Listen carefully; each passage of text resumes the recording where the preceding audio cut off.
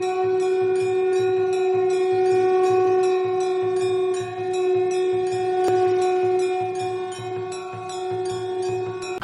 मंदिरात अनेक हात असतात, पण काही हात असे असतात जे केवळ शस्त्रक्रिया करत नाही तर आपल्या उपचार पद्धतीने जीवनाला एक नवीन आशा देतात। आज आपल्याकडे अशाच एक गेस्ट आले आहेत ज्यांनी आधुनिक तंत्रज्ञानाच्या सहाय्याने अनेक महिलांना मातृत्वाचा अनुभव दिला। गायनेकोलॉजिस्ट अर्थातच स्त्रीरोग तज्ञ डॉक्टर उज्ज्वला पत्की मॅडम आज आपल्या स्टुडिओमध्ये उपस्थित आहेत। तारा न्यूज प्रस्तुत तीच्या शौर्याची गाथा या कार्यक्रमामध्ये मॅडमचं मी मनापासून स्वागत करते। मॅडम नमस्ते, तारा न्यूज मध्ये आपलं सहर्ष स्वागत। पत्की हॉस्पिटलची थोडक्यात माहिती सांगा मॅडम। थोडक्यात सुरुवात सांगते तुम्हाला। 1987 साली शाहूपुरीमध्ये आम्ही पत्की हॉस्पिटलची सुरुवात केली। आता 30 वर्षापूर्वीचा जवळजवळ हा काळ आहे, तर त्यावेळेचा कोल्हापूर आणि आत्ताच्या कोल्हापूरमध्ये खूप फरक होता। मग आम्ही त्यावेळेला वैद्यकीय सेवा देताना स्त्रीरोग, प्रसूती आणि वंध्यत्व चिकित्सा ह्या 3 विषयांवर जास्त करून लक्ष केंद्रित केलं होतं आणि त्या विषयांच्या दृष्टीने आम्ही वैद्यकीय सेवेची सुरुवात केली। सुरुवातीला अगदी लहान हॉस्पिटलमधनं आमची सुरुवात झाली। काही दर्शक सुद्धा त्यावेळेचे माझे पेशंट असू शकतील आणि आता विस्तारित होऊन आम्ही शाहूपुरी 3ऱ्या गल्लीतल्या मोठ्या वास्तूमध्ये गेली 10 वर्ष कार्यरत आहोत।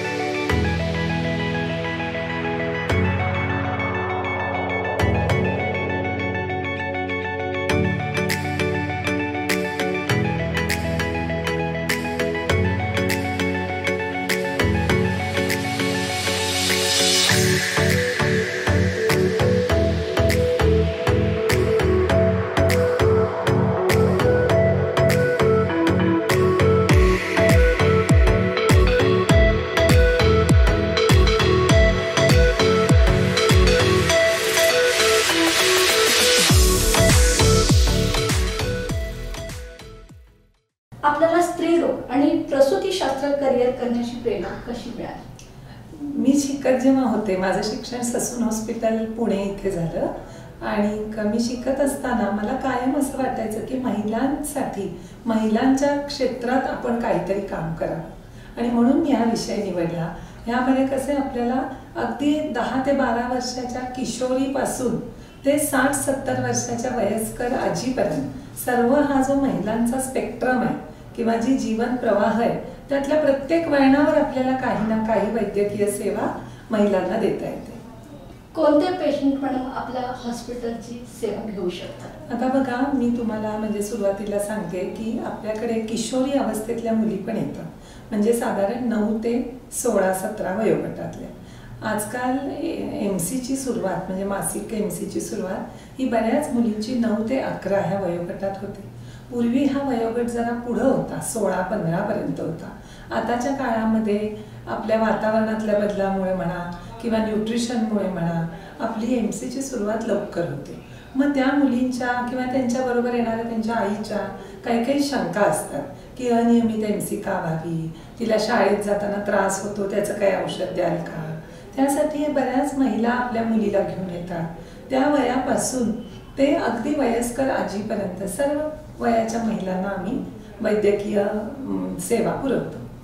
1994 मध्ये महाराष्ट्रातील पहिलं टेस्ट ट्यूब बेबी केंद्र तुम्ही सुरू केलं, तर त्या स्थापनेवेळी मॅडम कोणती आव्हानं तुम्हाला सहन करावे लागले किंवा कोणती आव्हानं त्यावेळेला की नाही आपल्या इथे कोल्हापूरमध्ये विशेष करून रक्त तपासण्या ज्याला आम्ही हॉर्मोनल टेस्ट म्हणतो त्या एवढ्या उपलब्ध नव्हत्या. त्यामुळे सॅम्पल्स आम्हाला कुरिअरनी पुण्या मुंबईला पाठवून रिपोर्ट्स यायला वेळ लागायचे. पण आता माहिती तंत्रज्ञानाची जो काही वेगाने प्रगती झाली त्यामुळे आता ही ट्रीटमेंट करणं खूप सोपं होत आहे. आता मी तुम्हाला म्हणते बघा की महिलांचा जो वयोगट आहे म्हणजे लग्नापासून ते तुमचं चाइल्ड बेअरिंग एज ज्याला आम्ही म्हणतो. चाइल्ड बेअरिंग एज म्हणजे काय तर साधारण तुम्ही लग्नाचं वय 20 ते 25 मध्ये पकडलं तर तिथपासून पुढे 15 वर्षाचा कालावधी. आता आजकाल जीवनशैली इतकी बदलती आहे, महिला शिकतायत, स्वतःचं करिअर घडवतायत आणि त्यामुळे बऱ्याच वेळेला असं आढळून येतं की लग्नाचं वय थोडं पुढं गेलंय आणि मग त्यांना मनात एक अँझायटी असते की आता करिअरकडे फोकस करावं का बाळाचा विचार करावा. असं दोन्ही ह्या गोष्टी क्लॅश होतात बऱ्याच वेळेला. घरच्यांच्या वयस्कर लोकांच्या काही अपेक्षा असतात की एक बाळ होऊन जाऊ दे, मुलीला तर कुठेतरी फॉरेनला जायची संधी असते. मग अशा वेळेलाही त्या आमच्याकडे समुपदेशनासाठी सुद्धा येतात की आम्ही काय करावं, पुढे चान्स कसा घ्यावा. मग ह्या बाबतीत आम्ही हॉर्मोनल टेस्ट करून त्यांना कसं नियोजन करा, तुमचं फॅमिली प्लॅनिंग कसं करा हे सगळं आम्ही सल्ला देतो. आता इन्फर्टिलिटीचं जर म्हणाल तर पूर्वीच्या काळात 10% साधारण इन्फर्टिलिटीचं प्रमाण होतं, हे आता 20%वर आलेलं आहे. मग त्याच्या विशिष्ट तपासण्या आपल्या इथे आपण करतो, म्हणजे स्त्रीच्या पण आणि पुरुषांच्या पण. पुरुषांच्या बाबतीमध्ये आपण सीमेन टेस्ट करतो, तो रिपोर्ट नॉर्मल आला की सहसा पुरुषांकडनं दुसरा काही दोष नसतो. आणि बायकोच्या बाबतीत म्हणजे महिलांच्या बाबतीत आपण गर्भाशयाची पिशवी, दोन्ही बाजूच्या 2 नलिका, 2 अंड्याच्या पिशव्या, तिची पाळीची रेग्युलॅरिटी आहे का, अंडी व्यवस्थित बनतायत का, फॉलिक्युलर स्कॅनिंग करायचं का, हे सगळं आपण बघू शकतो. प्रत्येक महिलेला प्रेग्नन्सीसाठी टेस्ट ट्यूब बेबी अजिबात करायला लागत नाही. ते 100 पैकी 5 बायकांना सुद्धा लागत नाही.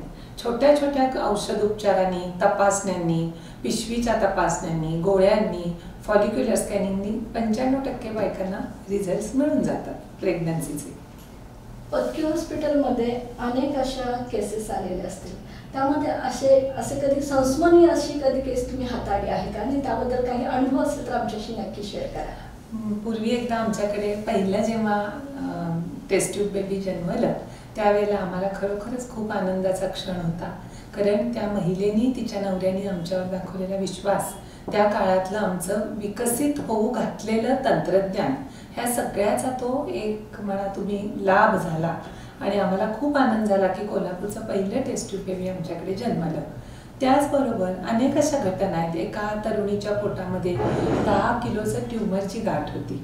ती 3ऱ्या महिन्याच्या गरोदरपणातच काढली आणि नंतर तिची 6 महिन्यांनी प्रसूती झाली. परवा आमच्याकडे जी टेस्ट ट्यूब बेबी म्हणून मुलगी आमच्याकडे जन्मली होती, तिला नॉर्मल डिलिव्हरी होऊन मुलगी झाली.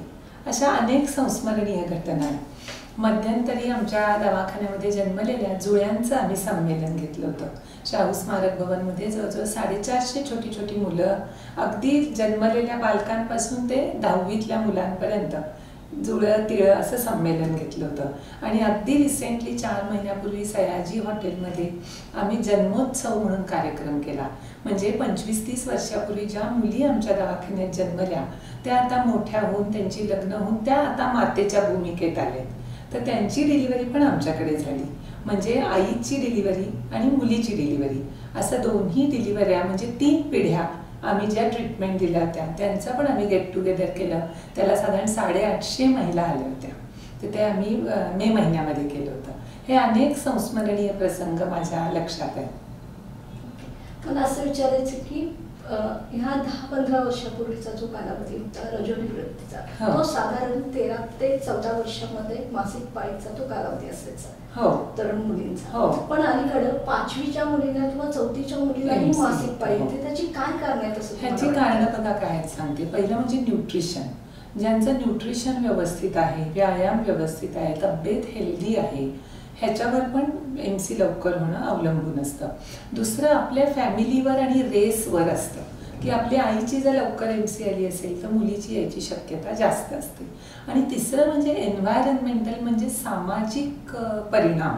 हल्ली जे TV जास्त बघणं किंवा पेपरमध्ये आलेल्या बातम्या वाचणं, हे सेक्स रिलेटेड बातम्या ह्या हल्ली जास्त मुलींच्या कानावर लवकर येतात आणि त्यामुळे पण MCचं वय लवकर येऊ शकतं.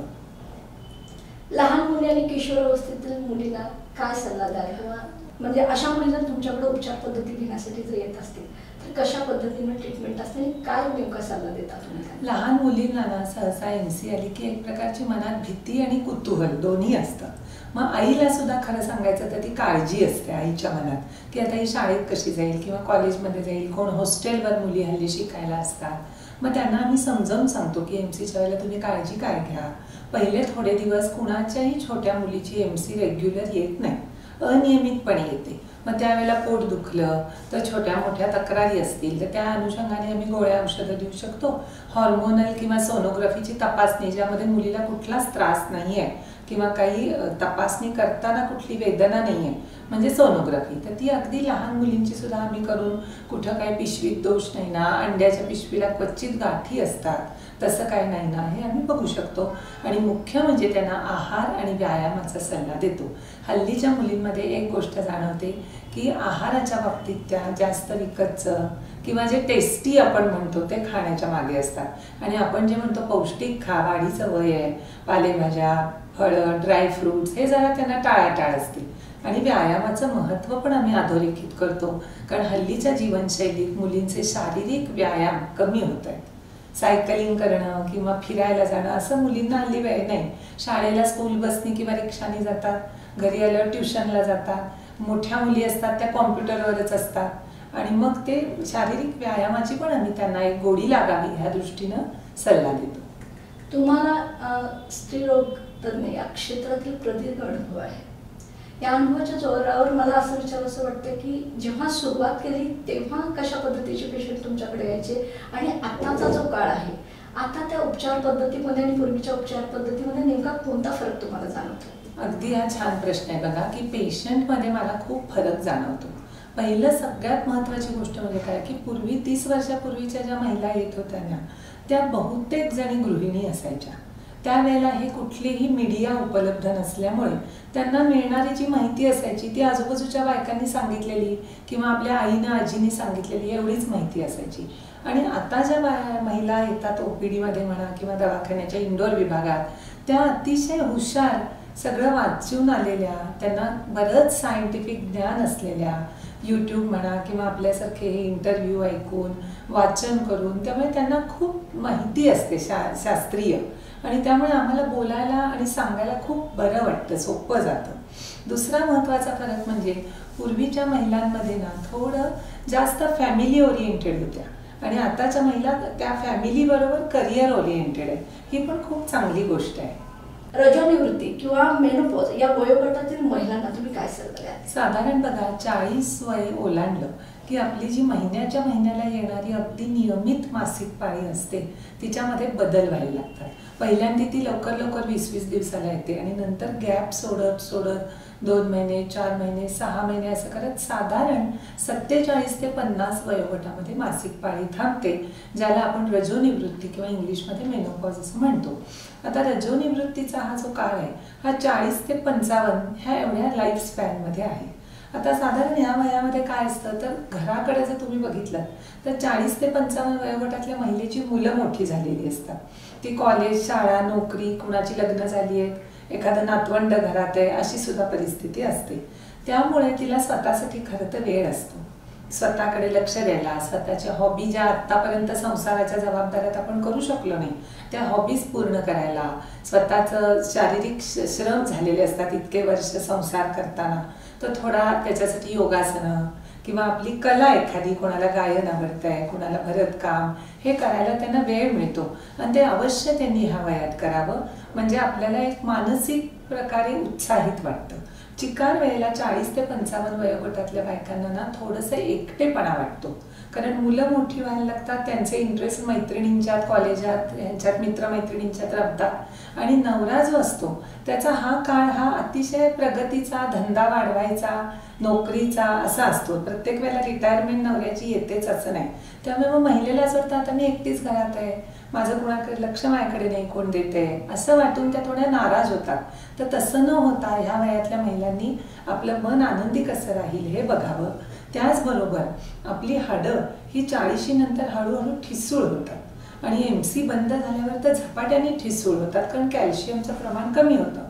मग आहारामधलं कॅल्शियमचं म्हणजे आपण नाचणी म्हणा, राजगिरा म्हणा, आपले मांसाहारी पदार्थ, ड्राय फ्रूट्स हे सेवन करावं, नियमित व्यायाम करावा म्हणजे हाडं ठिसूळ होत नाही, आणि डॉक्टरांचा सल्ला घेऊन कॅल्शियमच्या वगैरे गोळ्या घ्याव्यात. रजोनिवृत्तीच्या काळात एमसीच्या तक्रारी जर झाल्या म्हणजे ब्लिडिंग जास्त होतंय किंवा गाठी पडतायत, खूप पोटात दुखतंय, तर सोनोग्राफी करून पुढच्या चाचण्या अवश्य कराव्यात.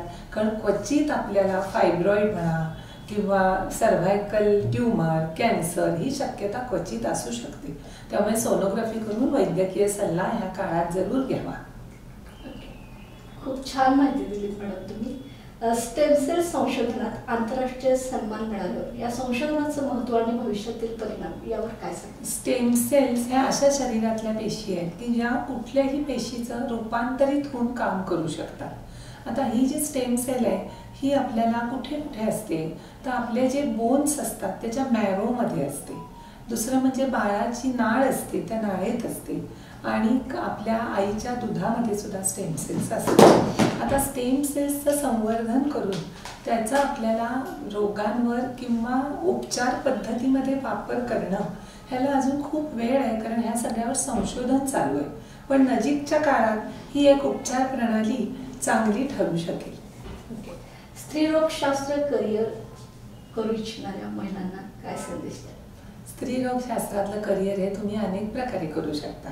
पहिली गोष्ट म्हणजे तुम्ही डॉक्टर असाल तर डॉक्टर रूपात तुम्ही स्त्रीरोग तज्ज्ञ म्हणून येऊ शकता, नर्सिंग करू शकता, फिजिओथेरपी करून विशेष करून महिलांची फिजिओथेरपिस्ट म्हणून तुम्ही स्वतःला फोकस करू शकता. अँटीनेटल म्हणजे गरोदरपणातले आणि पोस्टनेटल असं फिजिओथेरपीचं मार्गदर्शन तुम्ही देऊ शकता. आणि आपण आपल्या महिलांबरोबरच कामात असल्यामुळे अत्यंत मोकळं आणि आनंदाच्या वातावरणात आपण काम करू शकतो. आणि थोडे सुरुवातीला पेशंट ह्या रूपात आलेल्या महिला नंतर आपली मैत्रीण ह्या रूपात होऊन जातात. त्यामुळे अवश्य हे करिअर करावं. पदकी हॉस्पिटलसाठी आता भविष्यात काही योजना आहेत का? आता पदकी हॉस्पिटलची जी आमची शाहूपुरीतली इमारत आहे तर आमचं मनोदय आहे की ती विस्तारित करून एकाच छताखाली सोनोग्राफी, इन्फर्टिलिटी, मॅटर्निटी आणि बाळाची पण देखभाल ह्या सर्व सर्व्हिसेस उपलब्ध कराव्यात अशी आमची इच्छा आहे. आता पेशंटचा आत्मविश्वास आमच्यावरचा, पेशंटचं प्रेम, आपुलकी ह्यातनं हे सगळं सफल व्हावं अशी माझी पण अंबाबाईच्या चरणी प्रार्थना आहे. इन्फर्टिलिटी बाबत काय माहिती द्याल? इन्फर्टिलिटी म्हणजे वंध्यत्व ज्याला आपण म्हणतो ना, ही न दिसणारी पण सतत मनाला टोचणारी एक गोष्ट आहे. म्हणजे बाकीचे आजार तुम्हाला दिसतात की बाबा हात मोडलाय किंवा काहीतरी पोटाचं ऑपरेशन केलंय, पण इन्फर्टिलिटीची महिला तुम्हाला दिसताना व्यवस्थितच दिसणार समोरनं, पण तिच्या मनात सतत ते दुःख असतं की आजूबाजूच्यांना मुलं झाली आहेत आणि मी मात्र अशीच राहिली. आणि आपल्या समाजामध्ये विशेष करून नवरा बायकोत कुणाच्या ती दोष असला तरी बोट हे बाईकडे दाखवलं जातं, आणि आपल्या 4 लोकांच्यात गेलं की पटकन तुम्हाला मुलं काय हा प्रश्न विचारला की तिला फार वाईट वाटतं. त्यामुळे इन्फर्टिलिटीमध्ये काम करताना स्त्री पुरुष दोघांच्याही तपासण्या करून योग्य ते कारण कळलं की उपचाराची दिशा ठरवणं खूप सोपं जातं. ताम्हणकर, कोरियन आणि आनंदीबाई जोशी पुरस्कारामुळे आपल्याला कशी प्रेरणा मिळाली? हे जे पुरस्कार मिळाले हे स्त्रीरोग, प्रसूतीशास्त्र आणि वंध्यत्व ह्या क्षेत्रात काम करताना मिळाले. त्यामुळे मला ह्याबद्दल आनंद तर खूप वाटलाच, पण पेशंटच्या बद्दल माझ्या मनात एक कृतज्ञतेची भावना आहे की आम्हाला संधी दिल्यामुळे आम्ही हे करू शकलो. कारण पेशंटच आपल्याजवळ आले तरच आपण प्रगती करू शकणार. त्यामुळे माझ्या सर्व महिला ज्यांनी माझ्याकडे विश्वास दाखवून आल्या त्यांची मी कायम ऋणी आहे. डॉक्टर उज्ज्वला पत्की मॅडम आज आपल्या स्टुडिओमध्ये उपस्थित राहिल्या आणि त्यांनी संपूर्ण कोल्हापुरातच नाही तर संपूर्ण महाराष्ट्रात आपल्या आधुनिक तंत्रज्ञानाच्या जीवावर आपल्या अनुभवाच्या थ्रू अतिशय चांगल्या पद्धतीने काम केलं. अनेक महिलांना त्यांनी मातृत्व बहाल केले. आज त्या आपल्या स्टुडिओमध्ये उपस्थित राहिल्या. मी त्यांचं मनापासून आभार मानते. Thank you madam. धन्यवाद.